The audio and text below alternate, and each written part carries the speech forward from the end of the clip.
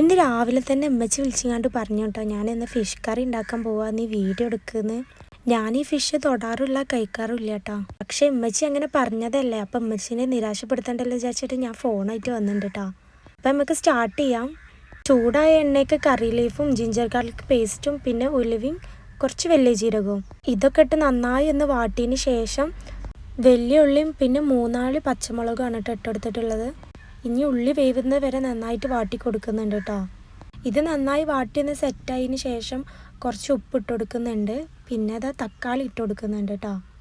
ഇതെല്ലാം ചെയ്യുന്നത് ഞാനല്ല കേട്ടോ, ഉമ്മച്ചിയാണ് ചെയ്യുന്നത്.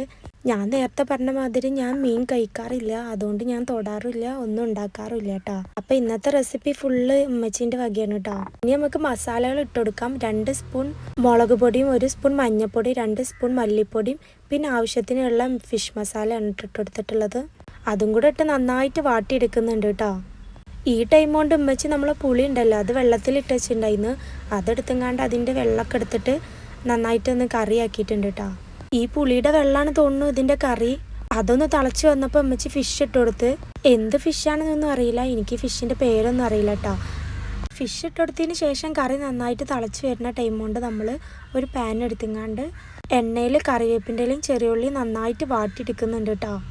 അത് നന്നായിട്ട് വാട്ടിയെടുത്തതിന് ശേഷം നമ്മൾ ഈ തിളച്ച് സെറ്റായിട്ടുള്ള ഈ ഫിഷ് കറി ഉണ്ടല്ലോ, അതിലേക്ക് ഒഴിച്ചു കൊടുക്കുന്നുണ്ട്.